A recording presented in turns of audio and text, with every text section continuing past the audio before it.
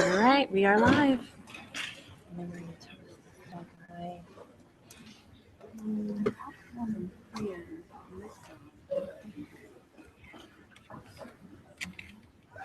they need sound, you think? I don't think so.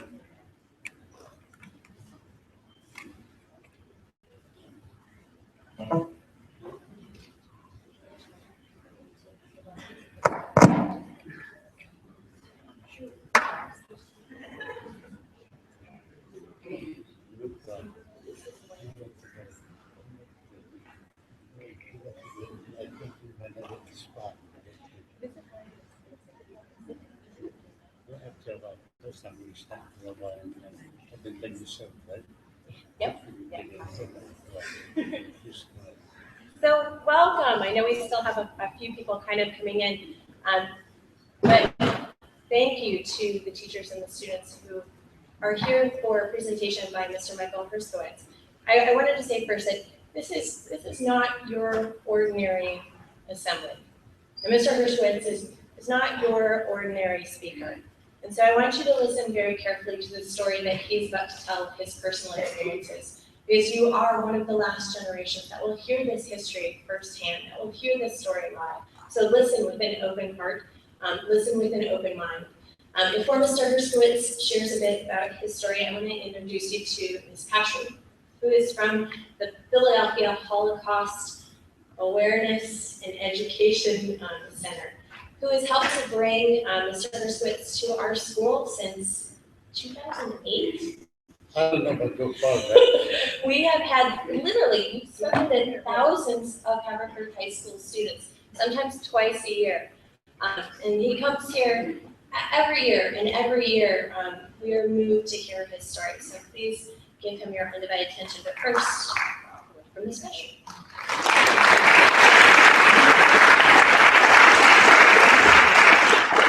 Good morning. Thank you so much. As Ms. Ward said, my name is Cindy Pashery, and I am a retired sixth grade teacher from Abington Public Schools. And I am also a volunteer at the Holocaust Awareness Museum and Education Center. This center, the museum, was started by another survivor way back in 1961. Jacob Rees was a survivor, and he had a small museum, if you will, artifacts that he had collected in his home in Northeast Philadelphia. And the museum has moved several times. It is now in the Klein branch of the JCC in Northeast Philadelphia. If you ever get over to the other side, you'll be able to see it. A few things for you to know. You're going to hear, as Ms. Ward said, a first-hand or primary source history that your children and your grandchildren will not be able to hear. So it is really important for you to listen, not so much for the details and the numbers and all those things, but to listen to one person's experience. I know you've read in Russell's book, Night.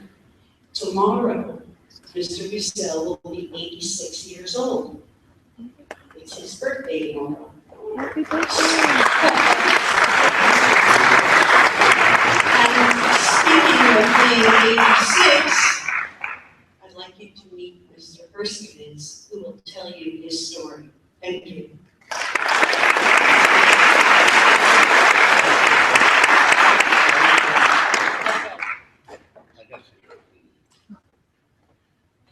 Do you want me to hand them out now?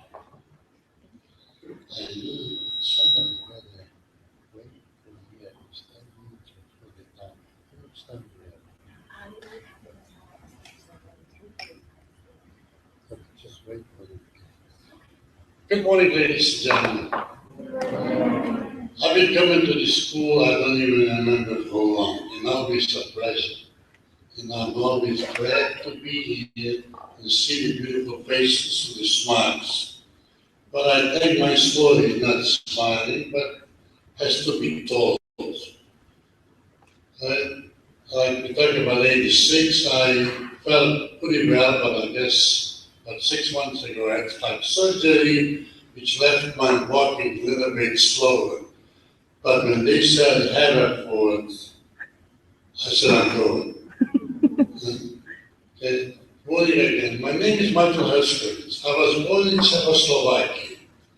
Czechoslovakia in Europe, and Czechoslovakia was a beautiful country before all these things started.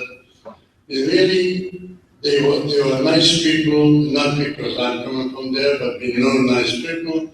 I was born there, and I was born in a Jewish family. Right?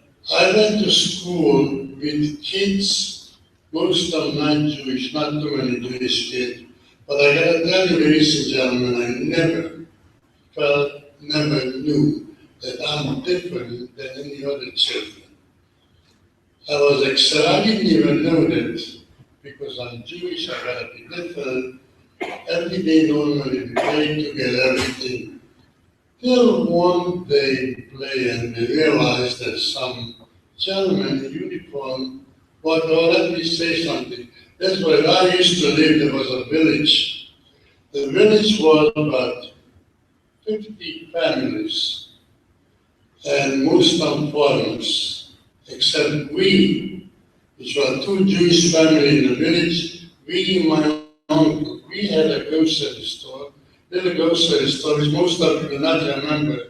Used to be each owner the mom and papa's grocery store, which the father's mother used to send the kid with a note. We gave them whatever they wanted. They stopped by once a week or once in 10 days and they paid for it. So we knew everybody and everybody knew us.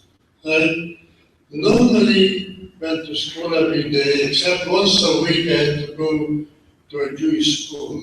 Not that I liked that, but you know, your father said you gotta go, you gotta go.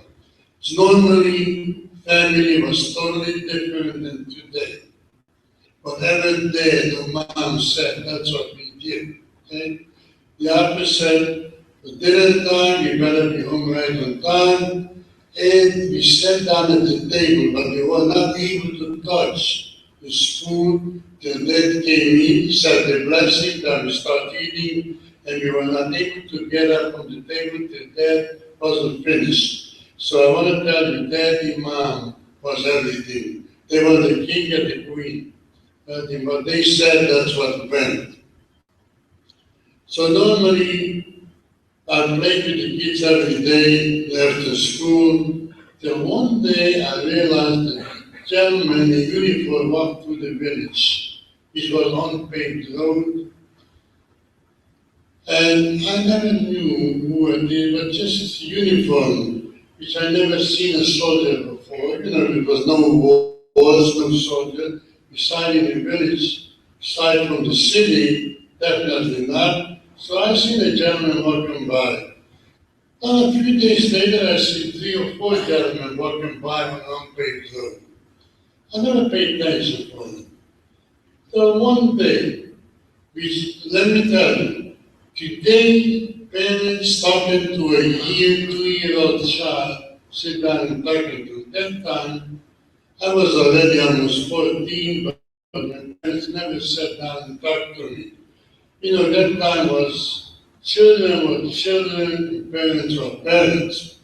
So we never knew what they knew, which they didn't know much that time, believe me. So we never sit down and talk to Dad or Mom, which is whatever we needed, they gave, whatever they wanted, they told us. That's the way we went on. A few days later, we see more and more uniformed fellas walking on the street. They were the German soldiers. But I never seen no Czech, no US, no soldiers at all before. Because in a little village, you know, comes in horse and carriage, that's all, a car once in a while. If a car came in and the kids were out from school, everybody ran, surrounded the car, they wanted to see what a car looked like. Beyond your imagination, the road was far back. But the families were happy. They didn't know much, but they didn't have much problems, so just parents and kids. So a few days later, we went to school and it came with an order that Jewish kids cannot go to school. So right there, I realized that I am different than the rest of the kids. I didn't know why, but I am because I cannot go to school. Because my parents never said to me anything, because I guess they were sad, but it is what it is. So we stayed home. Didn't take long, it came an order that the Jewish synagogue is closed, Jewish schools is closed, and that came what's known an order that Jewish people cannot walk on the street without a yellow star on the left shoulder. We wore yellow stars. So right there we stopped walking on the street because it was pretty hard for me to explain my friend what the yellow star means because I myself didn't know much about it. So we had a grocery store, like I said. Then my father used to buy the milk. He was a milk buyer. The farmer used to bring the milk.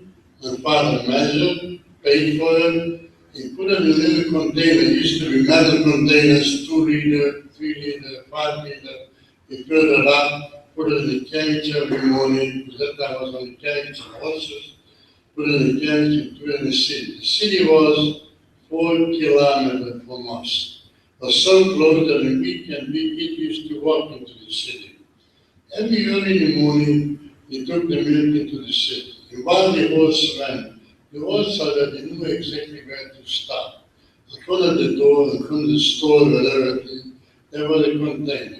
If the container was a 2 liter, my father picked up a 2 liter from the carriage, walked up, put it down, and picked up the empty one, and that's the way he went almost every morning. While he was in the city, he bought merchandise for the store, right?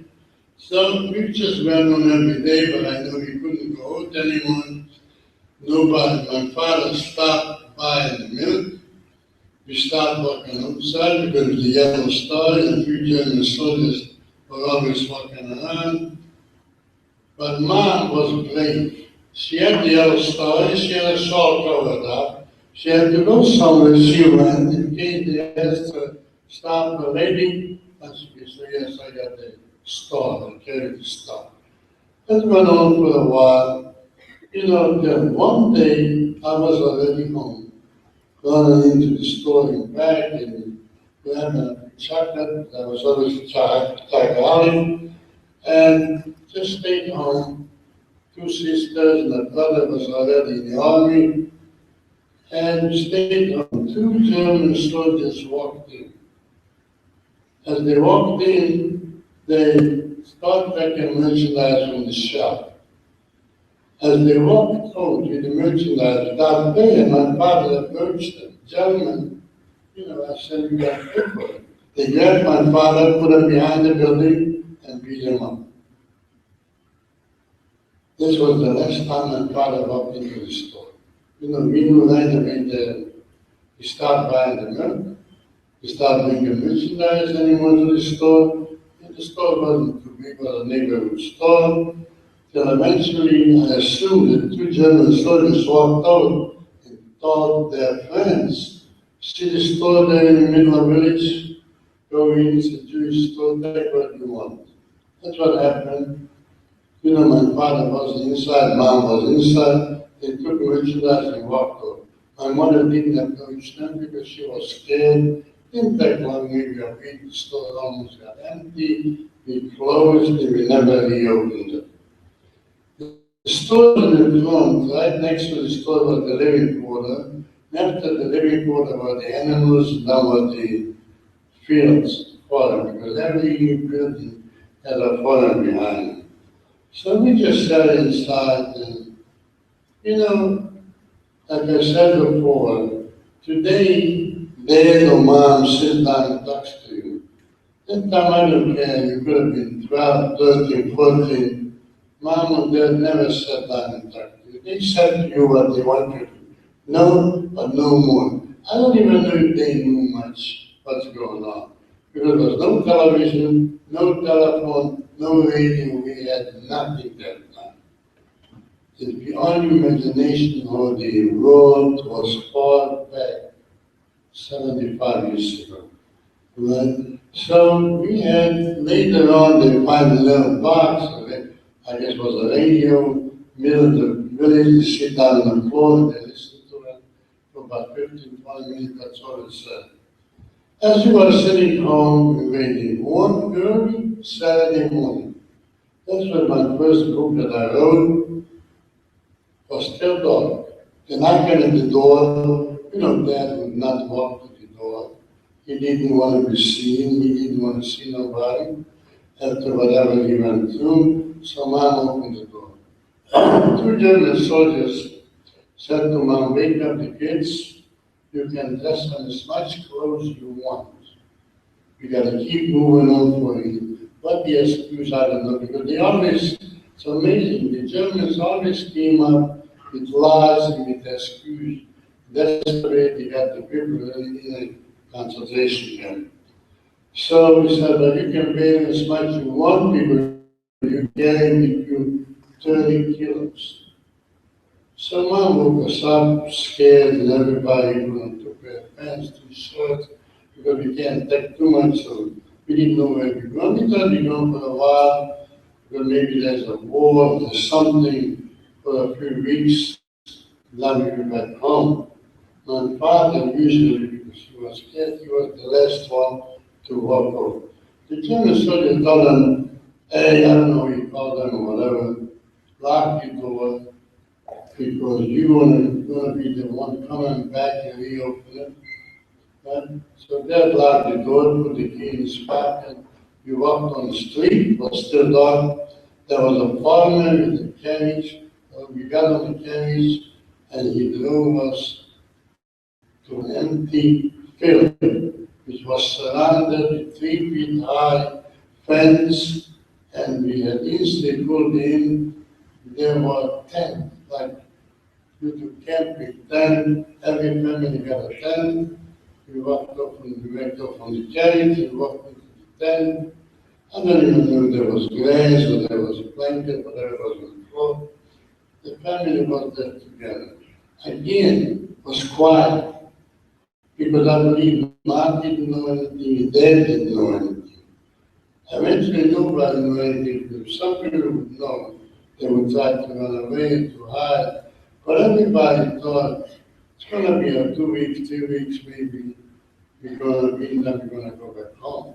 So Dad had the key in his pocket. And so as we were there, 2 weeks later, I was outside playing, I was playing with the kids, playing with the kid. There was next to us, there was one neighbor. We took each twins. And I used to go every day and play. One afternoon, I walked out there to the tent. Tent is empty.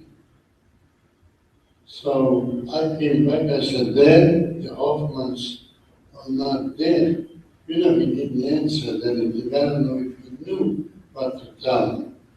Took about half an hour, the carriage pulled out in front of our tent, and they started to get together, we got to get up on the carriage. So again, Mom, that time was no suitcases, ladies and gentlemen, was bags, so Mom put everything in pillowcases. And there's something, whatever it was, even till today, beyond imagination of the world was. Back in pillowcases, we got up on the carriage, and they drove us to our railroad station. At the railroad station, there were train of cars. Most of you seen the cars that carry merchandise, red or blue, with 2 metal sliding doors, 2 little windows on both sides, and they pushed us up there, and we were approximately 60, 70, I'm not sure how many, in the carriage, and a German soldier jumped up. He closed the 2 metal doors, he left a little bit open, he was holding on. There was already a long train. The train came, and they left a few cars there to pack in. After they packed it in, closed the doors, they connected to the moving train, and we kept going. The German soldier stood at the door, and slide open, and he had all the air, but we were approximately 70, 75 people in the car. We had enough room to sit down, but not enough to lay down. But I don't believe anybody said anything. Everybody was curious and scared and conscious. So we just kept going. As we moved in every city, the train stopped.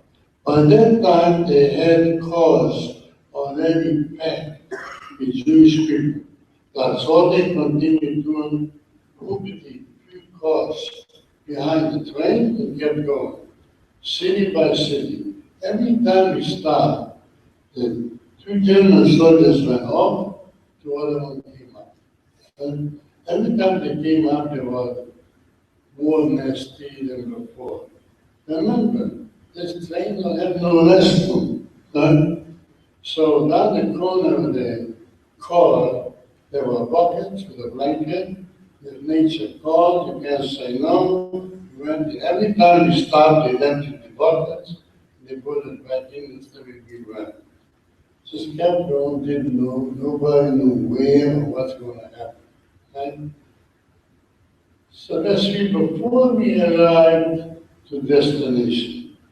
Like I said, every time new soldiers came up, they became more and more nasty. Before we arrived, two new soldiers jumped up. They said to us, give up everything valuable you own because we are arriving to our destination, and if they're going to find anything with you, you're going to be punished. That time nobody had diamond rings, nobody had diamond earrings, nobody had watches. Really didn't have anything. Maybe they had some money.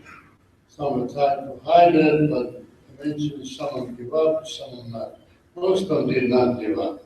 So what they do, picture you're sitting on the floor, they step between, you're sitting one, the other one, they took your bag or your pillowcase, and they emptied it right to the US you're sitting, they picked what they wanted, next stop they got off. The rest, mom put it back in the pillowcase, we continued. Next stop we arrived to our destination. Our destination was Auschwitz. Auschwitz-Birkenau. I'm sure most of you seen pictures. The train stopped, the doors opened up, and there were hundreds and hundreds of soldiers with German shepherds. You heard nothing. Door barking, gunshots, and they pushed us out from the car fast. Movement was so fast that you couldn't even turn around. And the soldiers keep pushing you, they separated you. They separated ladies, separated men, and they separated young boys. I mean, they didn't go by age, they went by size. I was a little bit tall at the time of life. I was holding on to my dad, and I walked with my dad. Mom went over the center. The ladies went to the left, the men went next to them, and then all the handicaps and the old folks went totally to the left. Any other folks, and if they see anyone who didn't look healthy, they went to the left. And so I was with my dad. From there on, we walked into a big yard. The yard was closed, was fenced. And in the yard, we walked into a long building. In the building, before we walked into the building, in the yard, they told us, get undressed, totally undressed, mark your clothes, because you're going to go in, clean up, and come back to your clothes. I remember my dad had a big hat, put it on the top. I put a shoe standing up on the top, and we walked into the building. But believe me, we never came back. Even if we would come back, there were tons and tons of private clothes. There's no way that you could find yours, or you could even get to them to step over the other clothes. So we walked into a long building, and the long building, as you walked in, there were barbers. Many barbers. They came with transport before from Poland. They picked all the barbers. We walked in, they cut the hair off every part of our body. We continued going. there was no shower. And as we continued going, there were tables, like picnic tables, 6-foot, 8-foot tables, most of you know. And the gentleman behind the table looked at you and throw you a jacket, the next one throw you a pair of pants, third one give you a pair of shoes. So the clothes was striped clothes. I'm sure most of you seen it in your lifetime in class.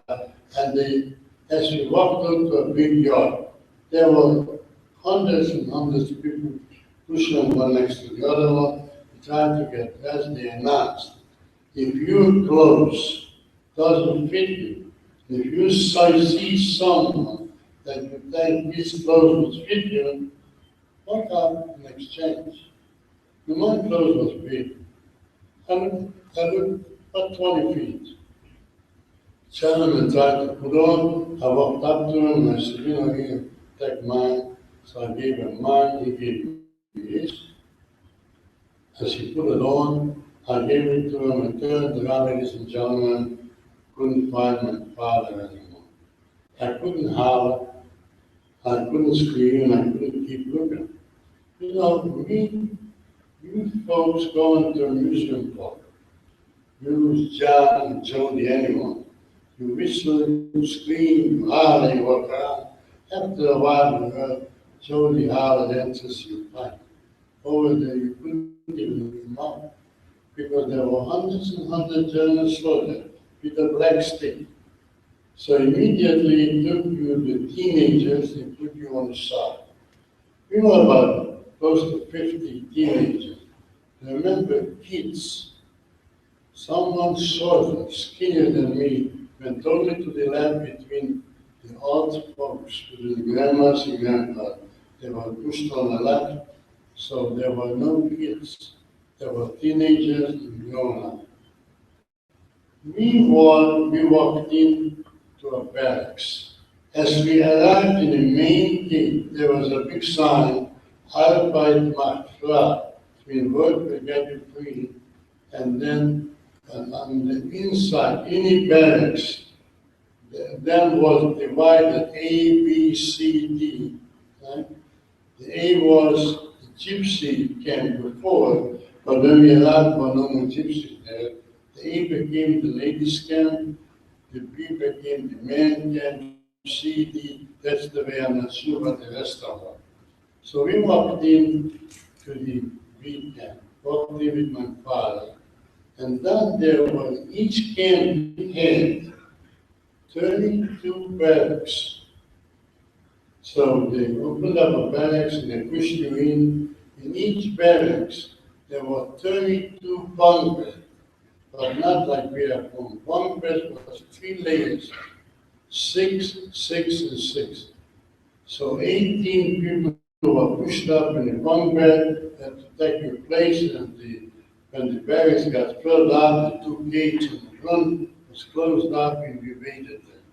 By that time we had no hair, we were in the uniform, in their uniform, and we waited. Afternoon later, let me go further. The ladies went to the A camp. They went the same thing, they got the hair from everyone else, they got different clothes, and they were pushed into the A camp. Then remember the grandmas and grandpas. They were their trucks, like you seen the U-Haul trucks lined up. Most of them had ramps because the other poor sick people, they were pushed into the trucks, and they literally, the German soldier literally tried to take away a child. If the mother was holding a child, tried to take away from the mother. But some mother, my mom was one, was so strong, didn't want to let the kid go. So the German soldier didn't fight. He said, okay, you go with the child.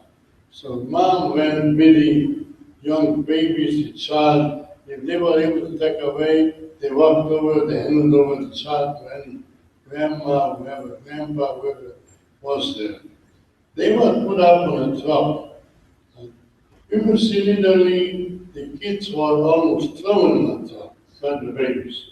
He was crying and screaming and everything. Truck filled up, They drove approximately quarter mile, which we see not too far, we see the chimney. And then they told them to get out, and it looked like there was rest. They sat down, they were told, please be patient, take care of the kid, take care of whoever it is, because we're all going to go in to the building, clean up. In every child going to go back to their parents, and every mother going to go back to the family. So there was moms and dads, grandpas and grandma. So they were quiet, you could see them quietly sitting, and you know, if a mom or grandma holding the child, try to take care, and waiting what's going to be. All right, as we went, going to come back to me. We were in the barracks, and every morning, the whistle blow, you had to get dressed, that's what you had. You had a pair of shoes, pair of pants, and a jacket like that. You had to get dressed, and walk outside, and stay appel, they called it. The appel was something that you see in the army stays 5 or 6 in a week, and about 20 in the land. That's what we stood every morning in the camp. Between us, there was always enough room that a German soldier, doctor, whoever he was, unless he was able to step right in front of you and look at your eyes. He looked at you. Anything he didn't like. Maybe you were just crying, maybe tears, whatever, or you were heavily sleeping. That's all he had to do. Point with his thumb, 4 or 5 German soldiers followed them, they grabbed you by the hand, they took you out, and you were taken over to a different barracks. There was a barrack that that every one of them they filled with whatever you went. And once a week or twice a week, or sometimes more, trucks came at night, and they put you in the truck, and you were transported from there on. All right, I'm going from one to other one, but you get it together. We were every morning at appel, and after appel, they picked us to go to work. The PV teenagers were used. Each barracks had concrete floor. In each barrack had 32 bunk beds, but the bunk bed had about 10 or 15 inches from the floor up. We were used with a water hose wash the floor, with a squeegee squeeze the concrete floor. That was our job. But sometimes they didn't have enough grown up to go to work, so they picked from us. Again, I must have been tall, I looked healthy, I looked strong. I was picked 3 times. And one time I was picked, as we were picked, we had to walk to the gate.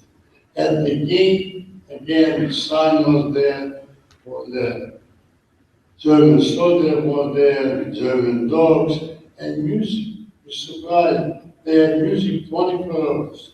Every musician was picked at the gate. Usually musicians take their equipment with them, but there's something to it. They let them, and they had their own equipment. They played music in front of the gate, in front of the main gate, in front of every gate, and from the back.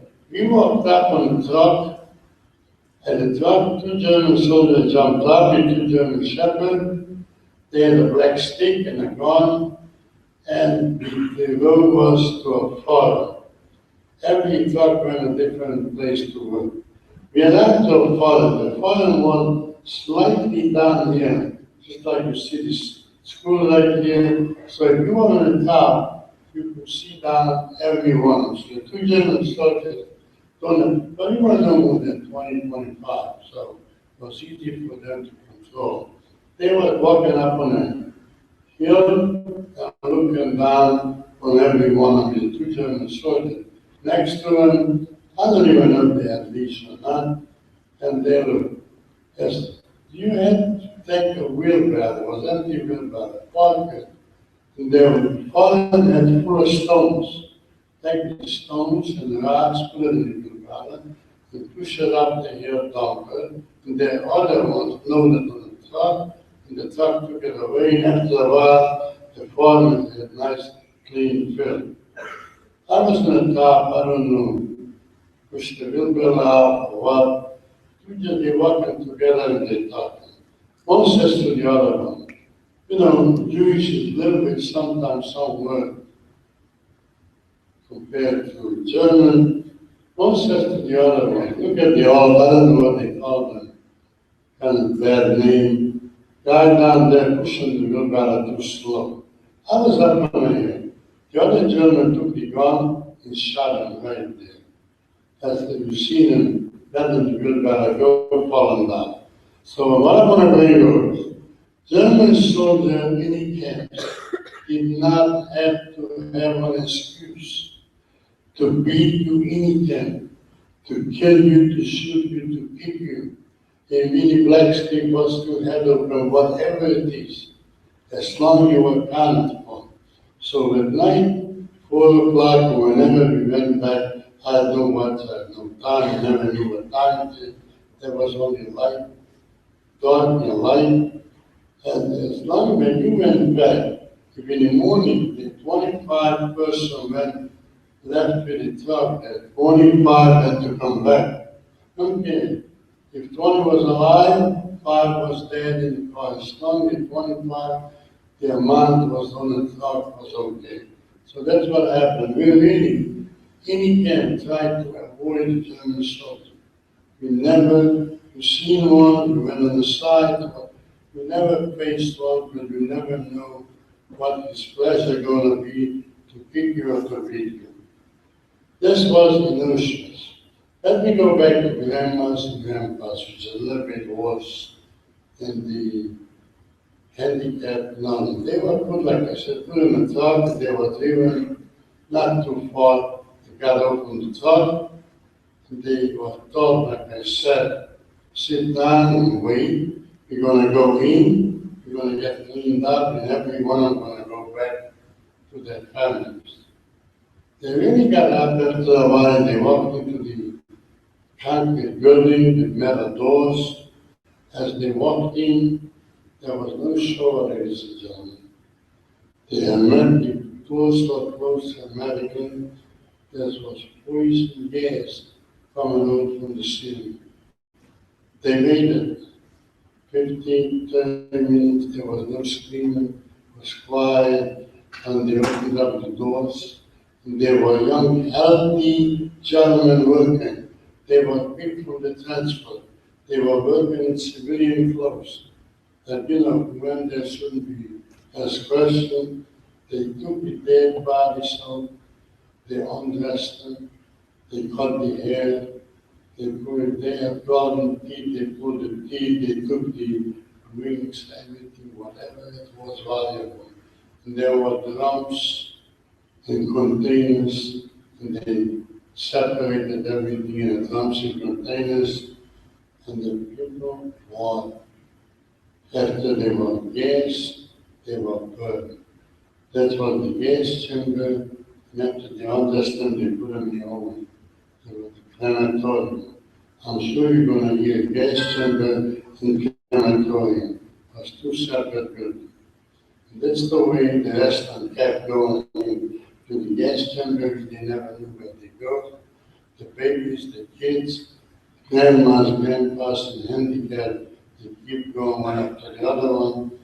And once they were burned in the back, the ashes came. Ashes weren't there too long. People, I never knew. I don't know if you ever heard that human ashes fertilizes fallen where ground. So there were already people with carriages, with truck waiting, and the ashes came out, they loaded, and they took it away, because they used to go there far. So that's what happened when we hear gas chamber and crematorium. That's what happened in Auschwitz. 6 million Jewish people, other ones, but anyway, totally 11 million was perished under the Germans' hand. We were in Auschwitz for a while. We asked, I'm sorry, there were couples, they picked from the people that were in the camp. They came from Poland, they called them couples. In the morning they had a meeting, and they had to do the dirty job. We know because we survived. And they weren't too nice to us, but they couldn't be nice to us because this was their order. So we went from nothing going on, but as soon the war kept going closer to Auschwitz, kept walking. From Auschwitz, we went to another camp, Mauthhausen. Mauthhausen was a holding camp. We were just holding till while we went. From there, we went to a camp which I